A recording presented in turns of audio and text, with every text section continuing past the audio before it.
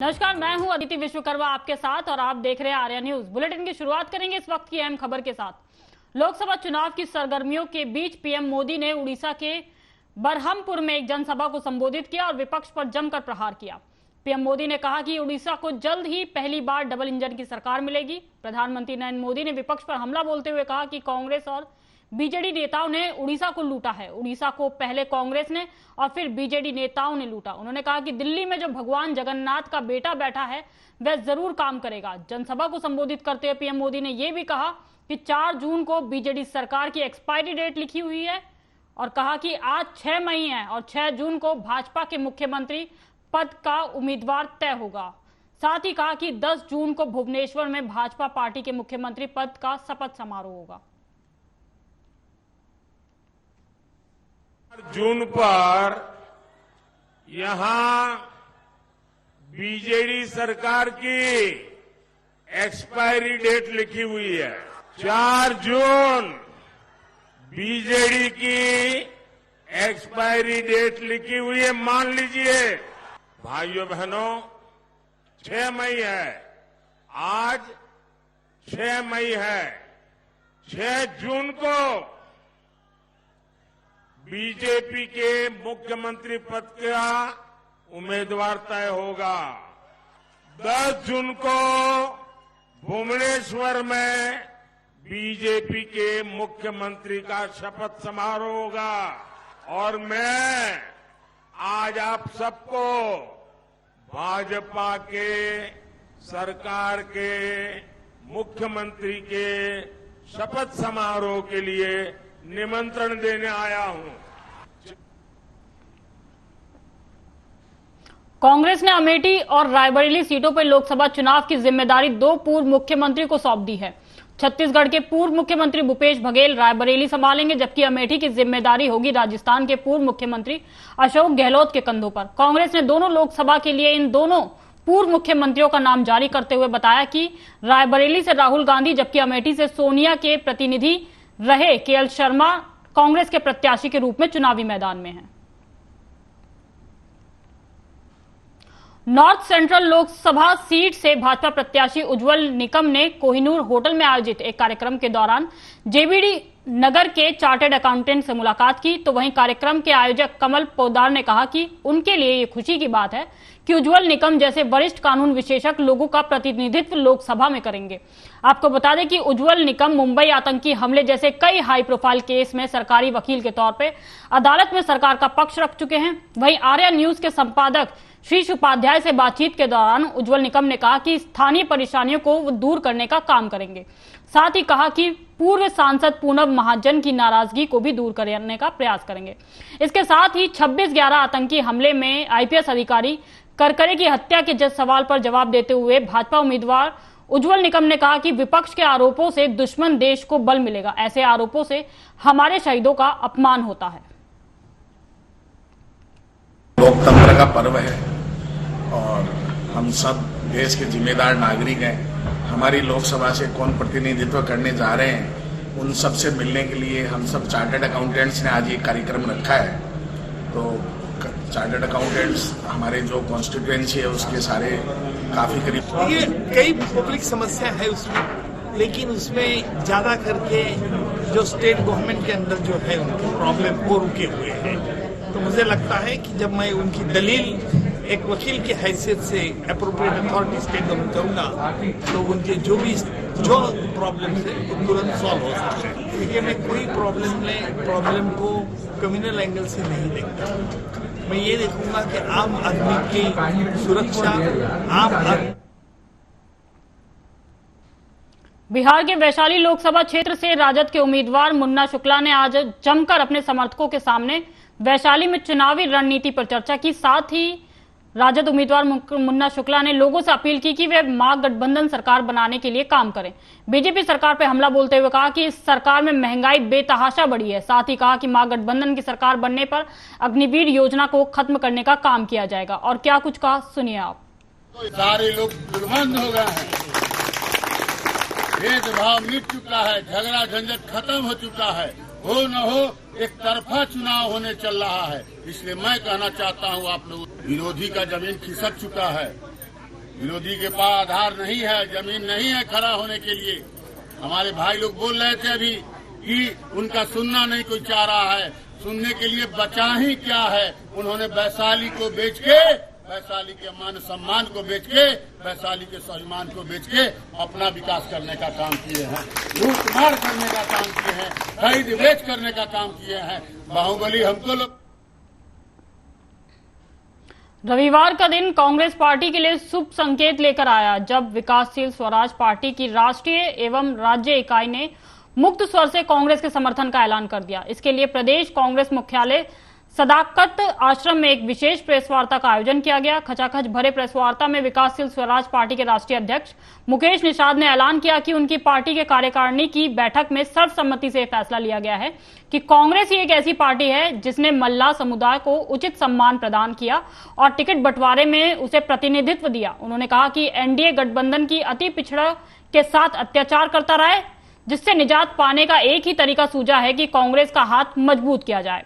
इसी उद्देश्य से विकासशील स्वराज पार्टी ने अपना समर्थन कांग्रेस को बिना शर्त दिया है। बिहार कांग्रेस के अध्यक्ष डॉक्टर अखिलेश प्रसाद सिंह ने बिहार की राजनीति में बेलदार, नोनिया एवं निषाद जाति के अति पिछड़ा के योगदानों को सराहा और कांग्रेस के समर्थन में धन्यवाद किया। साथ ही कहा कि भाजपा देश में अति पिछड़ों के अधिकार को कुचलना चाहती है और नागपुरिया संविधान स्थापित करने के फिराक में है। उन्होंने विकासशील स्वराज पार्टी से अपील की कि वह पूरे इंडिया गठबंधन को अपना पूरा समर्थन दे ताकि भाजपा प्रदेश में एक सीट के लिए भी तरस जाए। और पहले 2 चरण के मतदान में कम से कम बिहार में एक ऐसा समा बंधा है जैसे बीजेपी को शायद ही कहीं एक आध सीट मैसर। खास करके कांग्रेस के बारे में तो मैं कह सकता हूं कि तीनों ही सीट हम लोग बड़े अंतर से जीतने जा रहे हैं, चाहे वो किशनगंज हो, कटिहार हो, भागलपुर और अभी समस्तीपुर में चुनाव बाकी है। आगरा के फतेहपुर सीकरी लोकसभा सीट से अपने बेटे को निर्दलीय चुनाव लड़ाने पे भाजपा के प्रदेश अध्यक्ष ने विधायक को कारण बताओ नोटिस दिया है। चौधरी बाबूलाल को 6 मई तक जवाब देना है। प्रदेश अध्यक्ष के इस कदम से सियासी सरगर्मियां इलाके में तेज हो गई है। भाजपा विधायक चौधरी बाबूलाल ने भाजपा प्रत्याशी राजकुमार चाहर को टिकट दिए जाने का विरोध किया था। विरोध में उन्होंने अपने बेटे रामेश्वर चौधरी को निर्दलीय चुनाव लड़ाने का फैसला लिया है। नामांकन से लेकर जनसभाओं तक वे अपने बेटे के साथ खड़े दिखाई दिए। भाजपा प्रत्याशियों की किसी भी जनसभा में वे शामिल नहीं हुए। यहां तक कि पीएम नरेंद्र मोदी और सीएम योगी आदित्यनाथ की जनसभाओं में भी वे गायब रहे। उन्होंने खुलकर विरोध करते हुए कहा कि वे मर जाएंगे लेकिन राजकुमार चाहर का साथ नहीं देंगे। प्रदेश अध्यक्ष भूपेंद्र चौधरी द्वारा जारी पत्र के अनुसार चौधरी बाबूलाल से कारण पूछा गया। पत्र में लिखा है कि पार्टी द्वारा अधिकृत प्रत्याशी के खिलाफ अपने पुत्र रामेश्वर चौधरी को निर्दलीय चुनाव लड़ाने और प्रचार की शिकायतें प्राप्त हुई हैं। कारण बताओ नोटिस जारी किया जाता है कि आपके खिलाफ क्यों ना अनुशासनात्मक कार्रवाई की जाए। स्पष्टीकरण 6 मई शाम 5 बजे तक मांगा है। अगर स्पष्टीकरण नहीं मिला तो अनुशासनात्मक कार्रवाई करने की बात कही है। लोकसभा चुनाव के बीच माहौल गर्मा रहा है। मंगलवार 7 मई को तीसरे चरण के मतदान के लिए वोट होंगे। इस बीच राष्ट्रीय शोषित समाज पार्टी के प्रत्याशी ने एक वीडियो जारी कर हलचल पैदा कर दी है। वीडियो में प्रत्याशी कह रहे हैं कि स्वामी प्रसाद मौर्य पर जूता फेंकने वाले व्यक्ति का जो भी हाथ काट कर लाएगा वह उसे 11 लाख का इनाम देंगे। उन्होंने ये भी कहा कि जूता फेंकने वाले ने निषाद समाज का अपमान किया है। पहले स्याही फेंकी, फिर काले झंडे भी दिखाए। वायरल वीडियो में राष्ट्रीय शोषित समाज पार्टी के प्रत्याशी होतम सिंह निषाद बोल रहे हैं कि पहले तो आरोपी धर्मेंद्र धाकड़ ने हमारे नेता पे काली स्याही फेंकी, काले झंडे दिखाए। इससे भी जब उनका मन नहीं भरा तो उसने भरी सभा में जूता फेंका। ये ओबीसी समाज निषाद समाज का अपमान है। उन्होंने ये भी कहा कि निषाद समाज दरिया में डुबाना जानता है और निकालना भी जानता है। सामंतवादी विचारधारा के लोगों को निषाद समाज के बेटे का सजाया हुआ मंच रास नहीं आया, इसलिए ऐसा कृत्य किया है। उन लोगों को वोट देता चला आ रहा है जिन लोगों ने आज तक जनता की बात को नहीं सुना, लेकिन उनके गुर्गे आज मैदान में आकर के ऐलान कर रहे हैं। एक ओबीसी के बेटा निषाद के बेटे ने जब मंच सजाया, सभा को आयोजित कराया उस सती माता के पावन प्रांगण में, उसका दुस्साहस देखिए। पहले तो हमारे नेता के ऊपर काली स्याही और फेंकने का काम किया, वह काले झंडे दिखाने का काम किया। उसके बाद भी उसका मन नहीं भरा तो फिर उसने जाकर के भरे मंच पर, जहां पर हमारी सभा चल रही थी, उस सभा में जूता फेंकने का काम किया और ये समाज ओबीसी SC ST के लोग उस सभा में थे जिनका अपमान भरी सभा में करने का काम उन लोगों को वोट देना।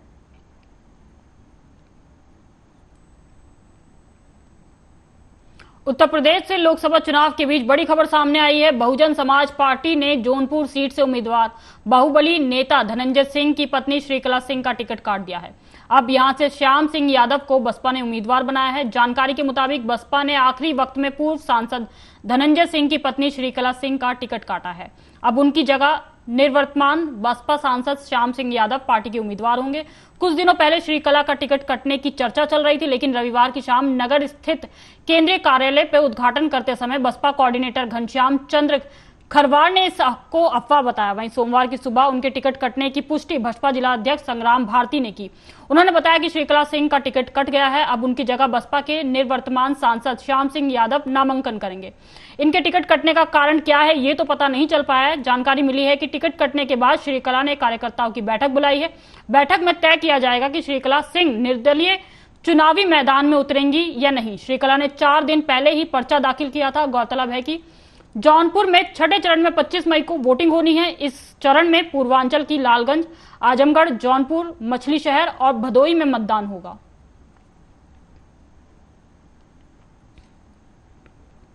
शिरोमणि अकाली दल की लोकसभा उम्मीदवार हरसिमरत कौर बादल ने भटिंडा में अपने चुनावी दफ्तर का उद्घाटन किया। इस दौरान नशे के मामले पर बोलते हुए हरसिमरत कौर बादल ने कहा कि पिछले 5 सालों से पंजाब में हर घर में नशा बिक रहा है, लेकिन पुलिस कोई कार्रवाई नहीं कर रही है। उन्होंने कहा कि कांग्रेस और आप कहती है कि अकाली दल चिट्टा बेचता है, लेकिन मुख्यमंत्री भगवंत मान के पास प्रदेश के लिए समय ही नहीं है।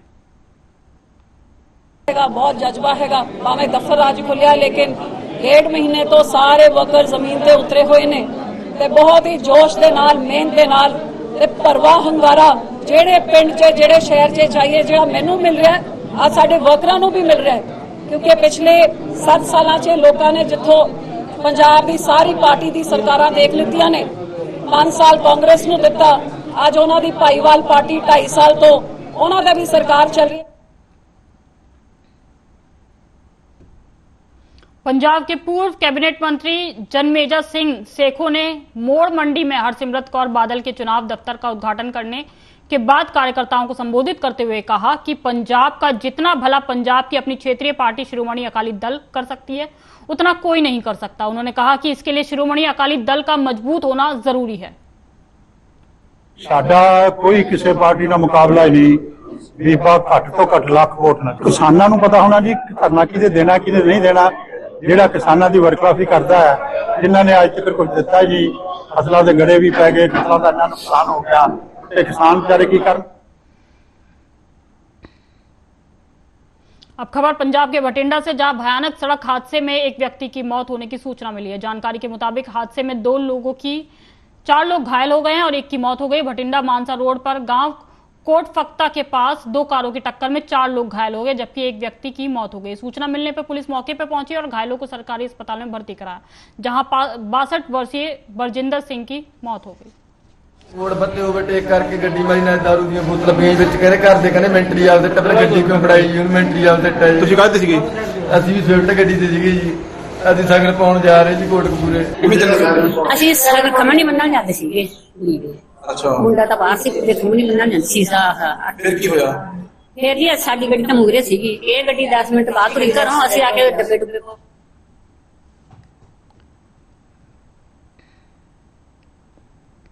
9 साल तक डकैती की योजना बनाने के झूठे केस की सजा काट रहे राकेश नेपाली को बेउर जेल से रिहाई मिल गई है। सिविल कोर्ट के अपर जिला एवं सत्र न्यायाधीश चतुर्थ ने राकेश नेपाली पर लगाए सभी आरोपों से दोषमुक्त कर दिया है।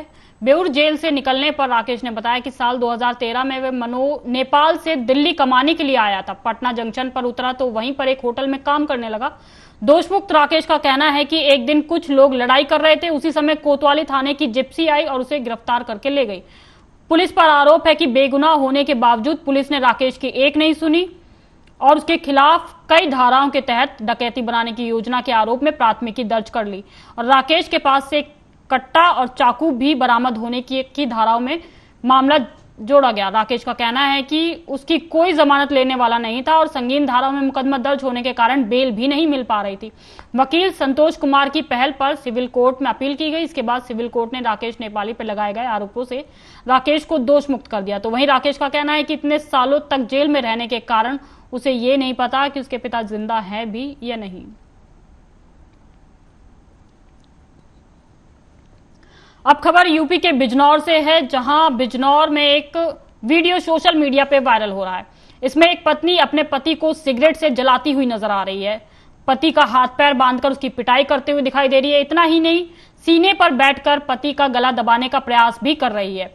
पुलिस ने तत्काल एक्शन लेते हुए आरोपी महिला को अरेस्ट कर लिया है। पति का आरोप है कि वह लंबे समय से प्रताड़ना का शिकार हो रहा है। ये घटना स्योहारा इलाके के एक गांव की है। यहां रहने वाले युवक ने पुलिस से अपनी पत्नी की प्रताड़ना को लेकर शिकायत की। उसने बताया कि पत्नी नशीला पदार्थ खिलाकर टॉर्चर करती है। जब वह बेहोश हो जाता है तब उसके हाथ और पैर बांधकर पिटाई करती है। कुछ दिन पहले उसको नशे की गोली खिलाकर शरीर को सिगरेट से जलाया, फिर उसकी गला दबाकर हत्या करने की कोशिश की गई।